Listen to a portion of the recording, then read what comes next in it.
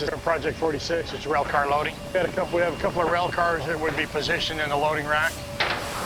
We've had a fire breakout, and we've got pumps that supply the loading racks with liquid fuel, liquid gasoline, and LPG. And so the concept here is we've had an accident. We've got some pump seals that are blown. Oftentimes we have the tank car loader is injured and down, and so they have to do a rescue. But it's the primary concept is identify the fuel sources, go in and isolate those sources. Before we continue, let me remind you to subscribe to our YouTube channel or visit our website at fireworld.com. Get all that? No, not really. No, take it. Take all three of those things. We're going to attack it from that side and come this way. I'm Chris Simmons from Salt Lake City Refinery.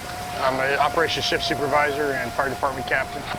The prop in general teaches them a couple of things. Teaches them hose handling skills. Teaches them how to read their fuels, to identify if it's a liquid fuel, liquid propane fuel, and it helps them to identify some strategies as far as eliminating some of those easy fuels first. And where it's a three-dimensional fire, you got fire up top and down below.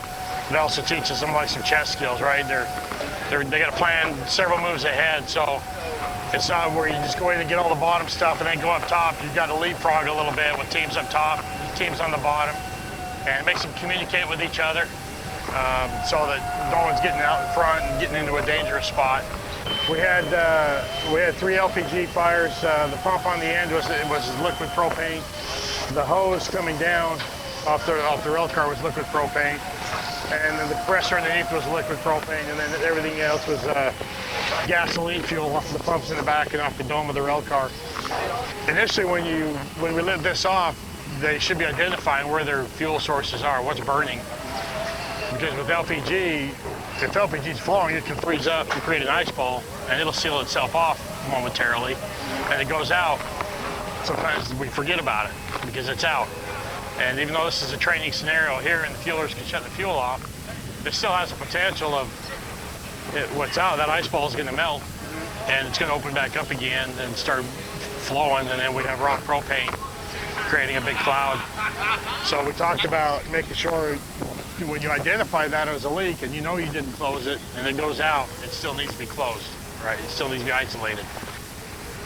Earlier, the first group we had fought it from a different angle. Worked real well, but they got a little aggressive, and we had some people get out in front of their hoses and over the fire underneath, right? So they're in the barbecue, essentially, right? So had we not controlled it a little bit on the fueler, and we had some water on it, but had not, it was a straight stream of propane shooting up through the grate, that they would have been standing right there and potentially could have got injured, cooked. And the thing that was important here is this hose up front. If it's not captured well, it can pose a real hazard. If they're hitting the hose with the hose stream, it gets that hose whipping around and throws fuel everywhere. And that's the key, right, is to be able to let the fire breathe without blowing it out, but controlling it. As long as it's burning, it's controlled. It's not creating a vapor cloud that might explode or catch a ignition point somewhere. On the first evolution, it was propane, and propane, and then on the second evolution, it was liquid, everything else was liquid.